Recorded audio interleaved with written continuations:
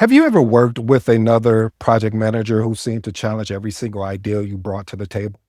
Not because they had a better solution, not because the idea was flawed, but because every recommendation immediately became a back and forth, a debate. I recently came across a discussion entitled, How Do You Work with Another PM Who Challenges Everything? This person described working on a large transformation where nearly every proposal they made was immediately questioned. Weekly PM meetings, RAID logs, planning approaches, work stream coordination, almost everything, and I do mean everything, became a discussion. As I read through it, I realized this really wasn't about one difficult project manager. It was actually about something every experienced project manager, if you do this thing long enough, eventually encounters. The difference between healthy governance and the behavior that actually slows delivery. And reading that discussion, it triggered a lot of memories for me. Over the years, I've worked alongside some incredible project managers. I've also worked with project managers who wanted visibility into every conversation, every meeting, every decision, every work stream. Sometimes they just believed they were creating a stronger governance. Sometimes they were genuinely trying to reduce risk. But I've also seen something that experiences teach you. Not every challenge improves the project. Sometimes constant questioning creates hesitation. Sometimes it delays decisions. And sometimes it intentionally communicates to the team that nothing can move forward until everyone agrees. And eventually the project starts slowing down. That's why this discussion really resonated with me, because this isn't really about difficult personalities. It's about understanding the difference between governance that creates clarity and governance that creates friction. Here's a quick reflection, family.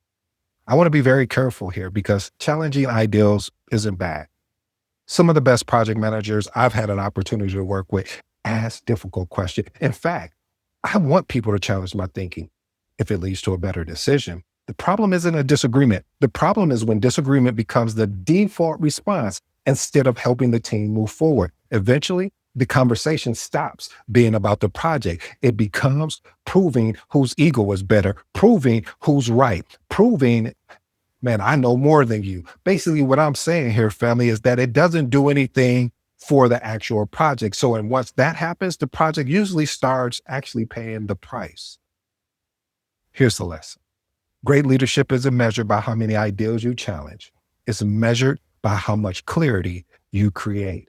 Principle number one, healthy governance creates clarity. Healthy governance exists to help the team make better decisions. It creates alignment. It exposes risk. It helps leaders understand what matters most. But governance loses its value when every conversation becomes a back and forth or a how did you, basically, it becomes a debate. And every recommendation is met with resistance simply because someone else wants another opinion on the table.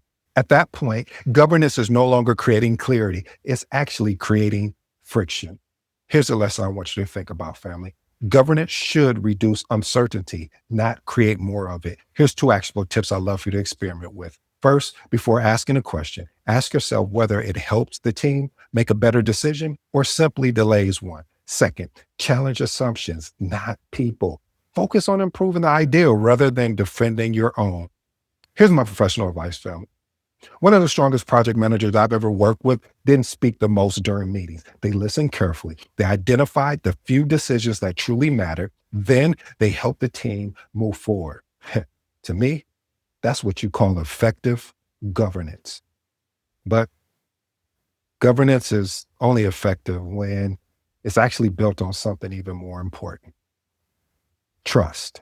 Principle number two, trust is a project management tool. Yes, I said it. Trust is a project management tool. One of the hardest transitions experienced project managers make in learning that leadership doesn't require being involved in every conversation. Strong governance doesn't mean attending every work stream meeting or questioning every decision.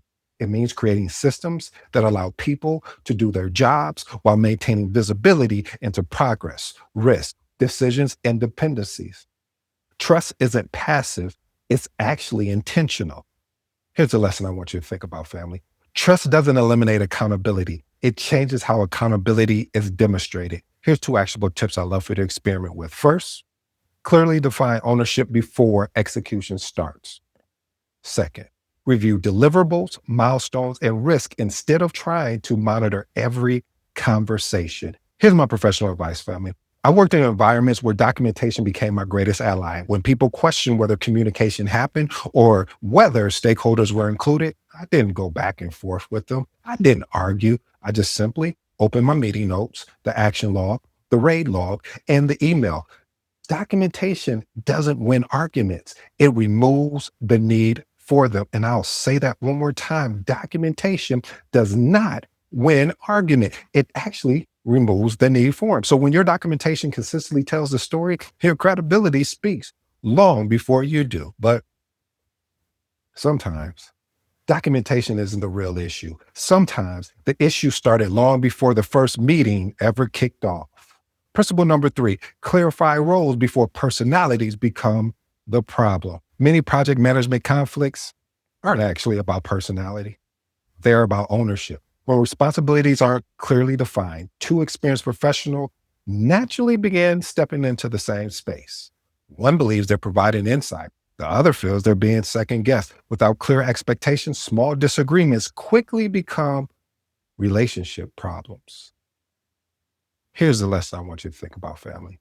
Unclear roles creates unnecessary friction. Here's 2 actionable tips I love you to experiment with. First, build a simple RACI or responsibility matrix early. Second, agree on decision rights before the project reaches high pressure moments. Here's my professional advice, family. One of the biggest leadership lessons I've learned is this: when expectations are unclear, personalities usually get blamed. Strong leaders don't wait for conflict before clarifying ownership. They establish it early so people can focus on delivering value instead of defending territory. And that's what really stood out to me about this whole discussion. Here's the final reflection, family. I don't have both sides of the story.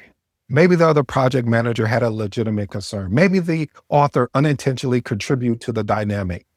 That's why I actually like reading it, because it reminds me that project management isn't just about schedules or raid logs or milestone plans or status reports. It's about learning how to work with professionals who bring different experiences, different leadership styles, and different perspectives. Healthy disagreement is valuable. It should sharpen our thinking. It should expose risks we didn't see. It should make the project stronger.